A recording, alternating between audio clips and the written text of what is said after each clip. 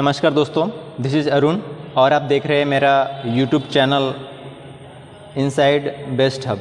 जी हाँ, और आज का विषय है हमारा बहुत ही गंभीर विषय है शिक्षा को लेकर के। महाराष्ट्र सरकार ने सभी सरकारी स्कूल को बंद करने का प्रावधान में एक जीआर पेश किया हुआ है। One nation one education pattern पर सभी स्कूल्स को चालू करना चाहिए। 6वीं क्लास से लेकर के सीबीएसई जेडपी स्कूल में सिलेबस लाया गया है, जो कि बिल्कुल गलत है।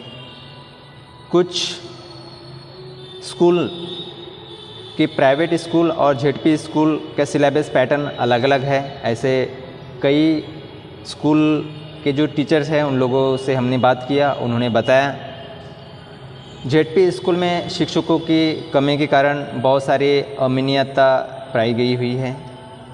अगर मैं एक बात शिक्षकों की अगर बात करूँ तो कई शिक्षकों ने हमको बताया गया है कि जहाँ शिक्षकों की नियुक्ति होती है वहीं उनके बच्चों को पढ़ाना होता है। ये अनिवार्य रूप से कर दिया गया है, जैसे कि आदिवासी आश्रम स्कूल्स आदि अन्य कहीं भी।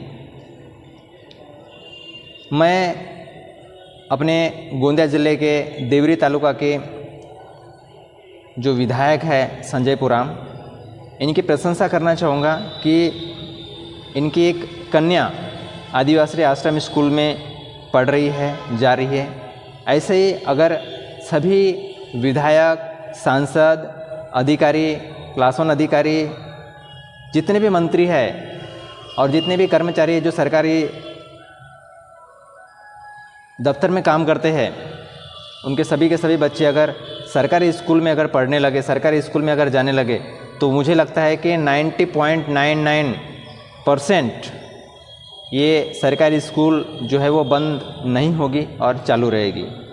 आगे में और भी बहुत सारी चीज़ें हैं मैं बताने वाला हूँ, जैसे कि हर गांव में शाला व्यवस्थापन समिति की भागीदारी होती है।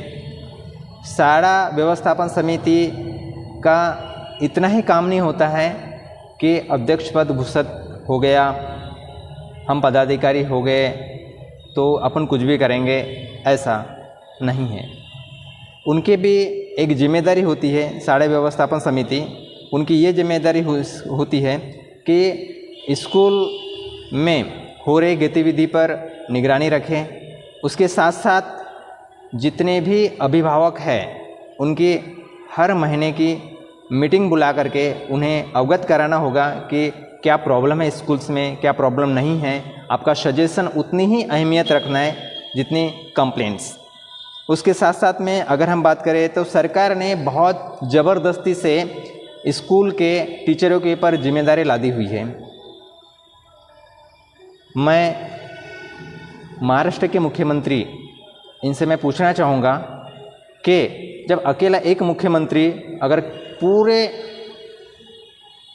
विभाग को चला नहीं सकता, तो इतने सारे विभागों में और इतने सारे अधिकारी के रहते हुए इतने सारे कर्मचारियों की नियुक्ति आपने अपने अंडर क्यों के रखे हुए हैं?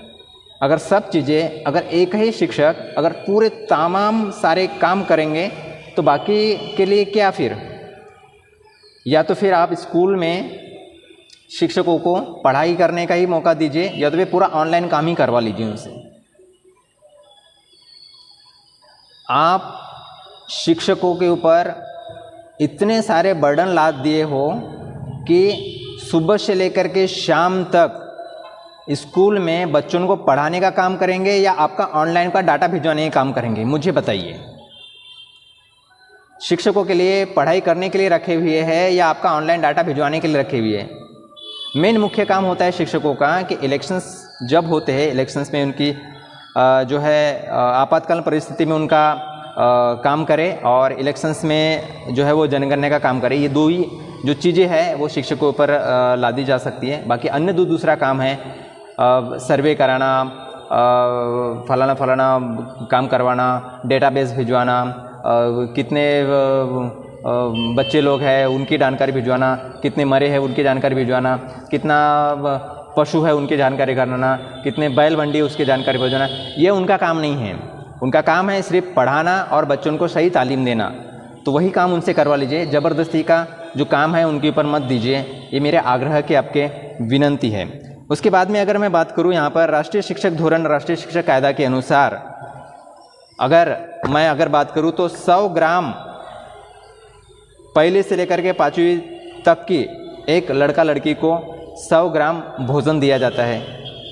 12वीं के बाद में जो सभी एंट्रेंस एग्ज़ाम्स होते हैं, इनका भी जो पैटर्न है वो अलग अलग कर दिया गया है। ऐसे कई सारे शिक्षकों ने बताई गई है। बहुत सारे शिक्षकों की जो प्रॉब्लम्स है वहाँ एक मंच पे हमारा जो एक परिषद हुई उस परिषद में बताया गया था कि एक मुख्य कारण ये हो सकता है कि जब महाराष्ट्र शासन ने एक GR लागू किया हुआ है कि भैया सभी सरकारी स्कूल प्राइवेट के हाथ में अगर दे दिया जाए तो बाकी के जो गरीब बच्चे जो है, जो गरीब तबके के जो लोग हैं, ये क्या करेंगे, कहाँ जाएंगे बेचारे लोग। ये बहुत गंभीर विषय है। यहाँ पे अगर अभी हम लोगों ने एक विषय के ऊपर अगर चर्चा नहीं किए तो आगे में बहुत सारी जो प्रॉब्लम है हमको होने वाली है, हमारे आने वाली जो पीढ़ी है, हमारे जो बच्चे हैं, इनके ऊपर बहुत सारी प्रॉब्लम्स आने वाली है। इसलिए अभी भी समय है, अभी हम लोग जितना जल्दी हो सके उतना सरकारी स्कूल्स को बचाने का जो है हम काम रखेंगे। लेकिन अगर ये प्राइवेट के हाथों में अगर गए, ठेकेदारी के हाथ में अगर गए तो इनको लाना मुश्किल रहेगा। इसलिए आप सभी लोगों से विनंती है कि आप सरकारी स्कूल को बचाने का जो काम है वो करते रहेंगे, क्योंकि राज्य का मुख्यमंत्री जो है वो नहीं चाहते कि सरकारी स्कूल चालू रहे। वो पूरा का पूरा ठेकेदारी पद्धति भी देना चाहते हैं, क्योंकि मुख्यमंत्री खुद एक ठेकेदार है और ठेकेदार के हाथ में अगर सत्ता गई, अगर ठेकेदार के हाथ में अगर मान के जो स्कूल अगर गई तो पूरा स्कूल का सत्यानाश होने वाला है। ये निश्चित रूप से आप समझ लीजिए और जान लीजिए। अगर मैं और बात करूं फिनलैंड में सिर्फ 55 लाख लोग रहते हैं, लेकिन 20 स्टूडेंट के ऊपर 3 शिक्षक वहाँ पे दिए हैं। और वहाँ के जो राजकीय नेता है, वहाँ पे इतने सारे राजकीय नेता ने वहाँ पे स्कूल को आगे बढ़ाने का काम किए हुए हैं। और वर्ल्ड की सबसे बेस्ट अगर स्कूल का अगर नाम ले तो फिनलैंड के स्कूल है। वहाँ के राजकीय नेता लोगों ने सामने आकर के सरकारी स्कूल को बचाए रखने का काम किया हुआ है। और वहाँ पे जितनी भी पढ़ाई हो रही है पूरी के पूरी फ्री पढ़ाई हो रही है, फ्री ऑफ कॉस्ट पढ़ाई हो रही है, इतना जान लीजिए। यहाँ पर शिक्षकों के ऊपर और एक हम लोगों ने संज्ञान लिया हुआ है कि जितने भी सभी शिक्षक विद्यार्थियों के ऊपर ध्यान दें और उनके हॉबी को पहचानें। जो विद्यार्थियों को जो पसंद है, जो हॉबी है उनकी, उनको जाने, पहचाने और अपने पास में आइडेंटिफाई करके रखें, ताकि आगे में जो रणनीति के तौर पे इनको इस्तेमाल किया जा सके। स्कूल्स में गांव लेवल पर ये जो भागीदारी होती है ये ग्राम पंचायत और शाला व्यवस्थापन समिति की होगी कि प्राइवेट स्टूडेंट जो होते हैं, गांव में भी जो प्राइवेट स्टूडेंट होते हैं, उनको टेक्नोलॉजी का बहुत ज़्यादा जानकारी होती है।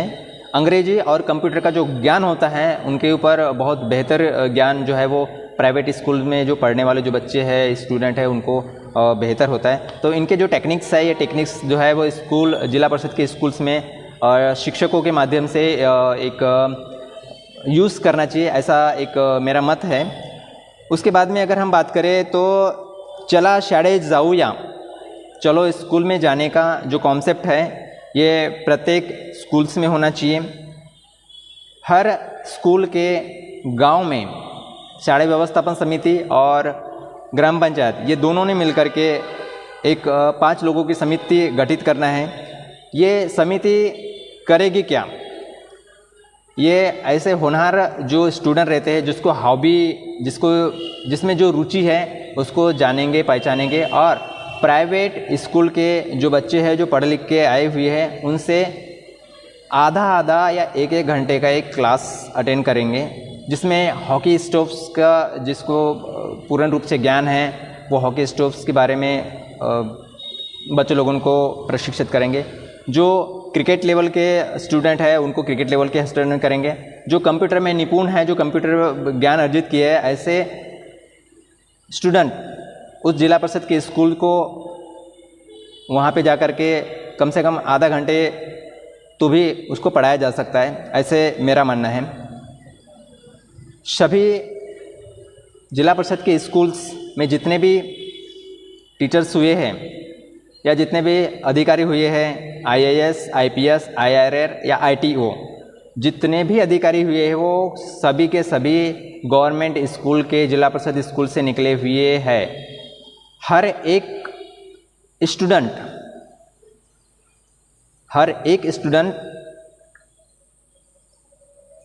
सरकारी अधिकारी नहीं हो सकता, लेकिन हर सरकारी अधिकारी एक स्टूडेंट ज़रूर होता है। ये चीज़ें ध्यान में रखिएगा, क्योंकि वन नेशन वन एजुकेशन जब तक होगा नहीं, जब तक देश में लागू होगा नहीं, तब तक हमारा देश का कुछ नहीं होने वाला।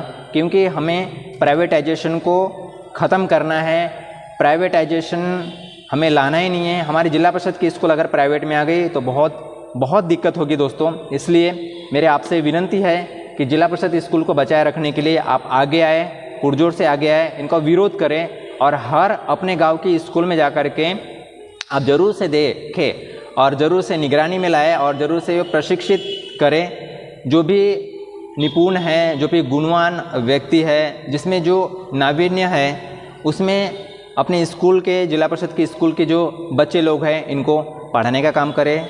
इनको हॉबीज़ जो है, इनके हॉबीज़ पहचानें और हॉबीज़ पहचानने के बाद में उनको प्रशिक्षित करें। यही हम एक संदेश देना चाहते हैं कि अगर जिला परिषद की स्कूल से अगर बची रहेगी तो हमारा भविष्य जो है वो बचा रहेगा। बाकी आपके ऊपर डिपेंड है कि वन नेशन वन एजुकेशन करना है या वन नेशन वन प्राइवेट करना है। धन्यवाद।